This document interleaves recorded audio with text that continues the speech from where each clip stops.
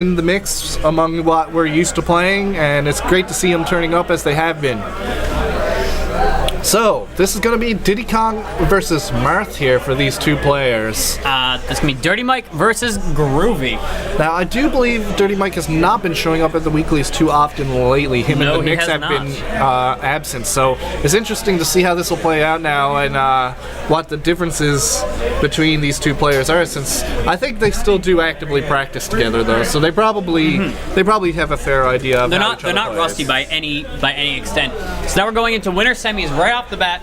Groovy versus Dirty Mike, starting on Town and City. Let's go. So, we're a little.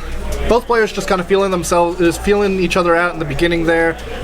Dirty Mike getting a couple of hits, getting Groovy off stage, which this is where Dirty Mike really thrives. Yeah, he's insanely good at edge guarding, especially people who have a fairly linear recovery, such as like Diddy Kong and Fox and so on and so forth.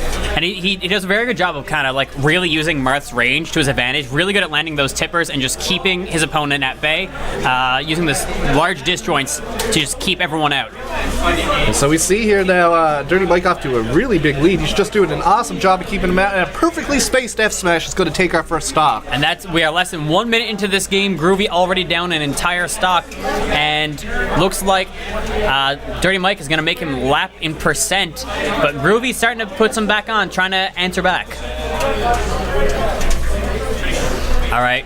Monkey flips to the side, but does edge cancel it, so he's able to make it back, no problem. Yeah, gets a nice hit on his way back too. The dancing blades, one of Marth's best punish tools, straight up. Absolutely. It's good. It's really good damage and really good at keeping your opponent out. And if you can catch him at the edge with a tipper on that last hit, that's a stock. We see players like MK Leo doing that all the time. And MK Leo kind of like the pioneer of that like delayed last hit to really get those stocks. Dancing blade interrupted by the banana peel, giving Groovy a little bit of extra breathing room right now and able to push his advantage.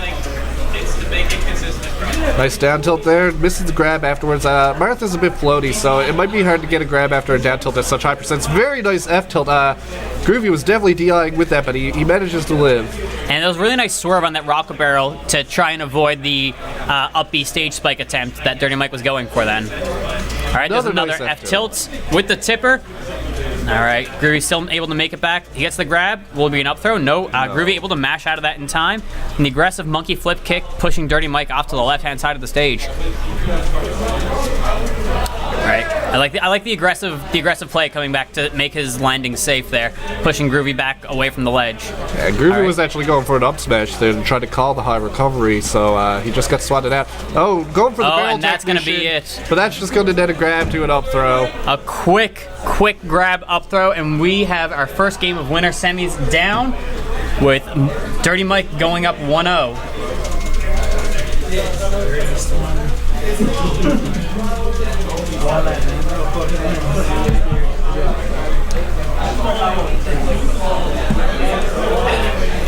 So, in this, I think, like, ideally, like, Marth probably wants to be in, like, triplats. So, whereas Diddy Kong probably likes things like Smash Fill, maybe a bit of Lilat, possibly, but I don't know. Marth covers Lilat pretty well as well. Yeah, Marth's sword is really good at getting through those platforms. We're going to Final Destination right now on Groovy's counter pick. I believe that if I was Dirty Mike in this situation, I probably would have banned Town and City. So, well, Town and City is where he just won in game 1. Oh, okay, right. So, I need to pay more attention. I think it was likely probably a Smashville ban. Maybe. I could see coming in, because we know he's not going to ban the triplats. So going into Final Destination right now, I like this because while it could be a little bit harder to land typically with this kind of situation, Diddy Kong has more than enough mobility to get himself out of these juggling traps, and even if he is getting juggled, he's not going to have the platforms to kind of reset his jumps and get more attacks out of it. But right now, Groovy's just really up in his face, putting in a lot of damage. But Dirty Mike answers back with the dancing blade. Very nice B reverse popcorn cancel there after that monkey flip too, just phase through Dirty Mike's attack. And that's what I was saying before with Diddy Kong just having such great mobility to avoid these kind of juggling environments. Absolutely, makes his landing options quite proficient. All right, gets the tipper fair, but does slip on the banana, so he's unable to get another follow-up afterwards. Looked like he tried to get a back air after that slip on the banana, but The profile of Marth too low there. Slips on the banana again. That's free grab. I feel like he could have probably just up smashed him and get the kill then, but yeah. Able to survive that 4th throw. I don't know if he'd be able to make it through one more of them. So he's to be a little bit careful. He might need a little bit of damage now because it's staled after that one. So right now it should be all right. If he gets a 4th throw, that should be the end. All right, that's a re-grab. Gets the banana and use the aggressive up B to just push Groovy further away from the stage. And that banana up smash will take stock. Groovy sitting in the lead in this game right now. Oh, he tripped me up there too, and I think he tripped Dirty Mike up, and I think that we were all expecting the monkey flip there. But yep. He actually just opted to land instead. And you can see Dirty Mike looking in the opposite direction. That up smash not quite enough to do it, but a very strong read.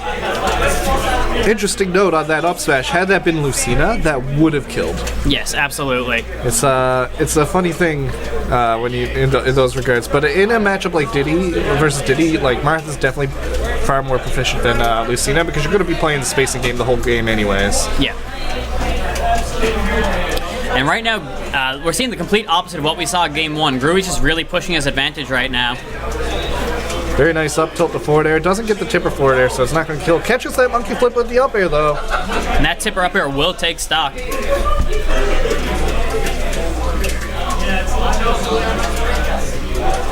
Very nice dancing blade. Oh, the banana coming down and catching Dirty Mike, bailing Groovy out to get back to the ledge safely.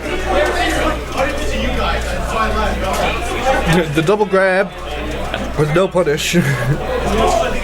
Oh, he didn't commit to the down air. I don't think he thought he had it. No. Trying to get that strong peanut out there, try and force a low recovery from Dirty Mike.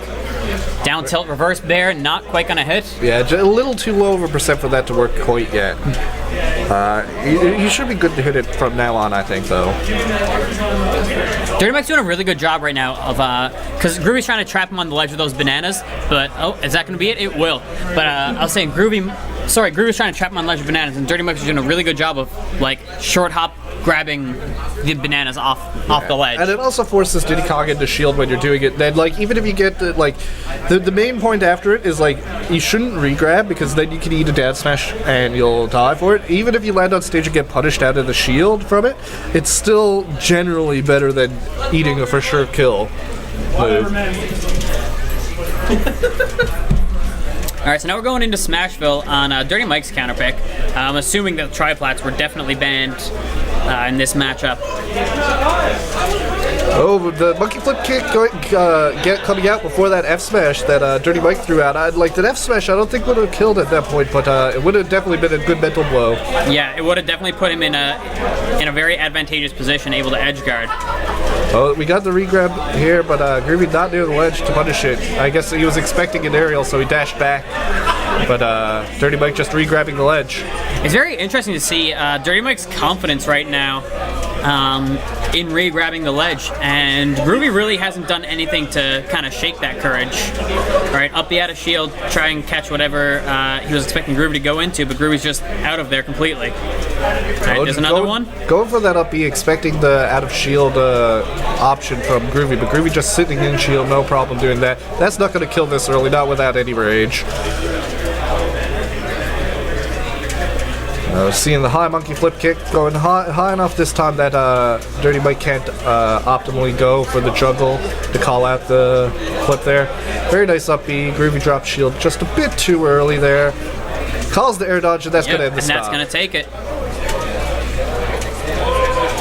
Oh, so Dirty Mike actually going for the shield break here. Fun note about Marth. So if you get any sort of like a tipper attack with Marth, you can follow up with a shield break and it will instantly shield with a zero charge. So you got to be very wary that you don't fall prey to that when you're playing against Marth.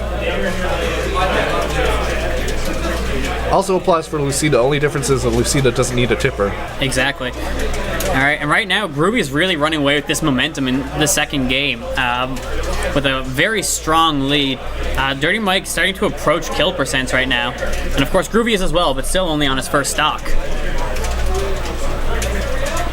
Very nice monkey flip kick there to get back into stage control and put himself in advantage position. Oh, very nice through the banana down, but wasn't able to land on the ground in time to get that F smash. Dirty Mike reading that high monkey flip, but unable to quite punish. Groovy gets a grab into a back air. Banana on the ledge once again. The Peanuts forcing a low recovery, and that's enough to take it. Dirty Mike doesn't quite make it back. I think he tried to B-reverse his up B there in order to avoid the banana that had slipped off the ledge there, but it might have been better to just eat the banana and just try to come back up again. Hard to say for sure in those sorts of situations. I trust the players to have better judgment than me in that regard. All right, now we're going to Lilat. Oh no, the banana wasn't even close to him now. I just saw the replay there on the slightly delayed stream. Yeah, all right, so now we're going into game number 4 between Dirty Mike and Groovy. Could be the last game. I like this counter pick as well. Because like we mentioned earlier, Marth's sword for his up tilts will make it through the ledge. Yeah, it covers basically the whole platform. So does his up air and his nair and his fair. He can cover all these platforms very efficiently. And he also doesn't struggle at all with any of these Lilat ledges that some people are known to struggle with. But I'd expect players of this caliber to not really struggle too much with the Lilat ledges. But you can't avoid the jank sometimes. Well, listen, sometimes the jank can happen to anybody. But right now we're seeing this stage really working in Groovy's favor. Instead, Dirty Mike runs back to get that banana peel before Dirty Mike's even able to make it back on stage. One thing I'm noticing right now is it seems like in our game 1, Dirty Mike was spacing Groovy out really well, but this time Groovy's just like so up in his business constantly that it seems like it's incredibly difficult for Dirty Mike to really get any sort of wall started because Groovy's already inside them. Yeah. And of course, Groovy is known around these parts to be quite the aggressive player, and we can see that really his rush down game really coming into fruition. Absolutely. All right, there's gonna be the down throw. Dirty Mike have very high percents here, and that up tilt, yeah. Yeah, that up tilt's gonna do it. Groovy only sitting at 66%. This is definitely a huge lead right now. All right, of course, but until you see a lot of percent on that second stack, you can't count anybody out. Really. Absolutely not. Oh, trying to haul out a banana in the air there. Oh, that's actually going to be it. He threw out the kick. I think that might have been an attempt at a pop gun cancel and just put it a little bit too early, so he got the kick instead. I would definitely agree with that. Really unfortunate SD, and let's see what Dirty Mike can do with this newfound momentum. So Groovy's just been doing a really good job of just keeping Dirty Mike in this corner here. Just keeping him in shield, forcing him to pick options that he's uncomfortable with while he's trying to get out of this corner. And he's really just he's using the banana so well to snuff out any approaches Dirty Mike might do, and he also works his way inside the tipper range wall using these bananas as well. Oh, very nice. That's gonna do it. Oh. He called that Dirty Mike was going to drop off and jump up on the ledge to grab the banana while putting out an aerial, and just threw out the F smash.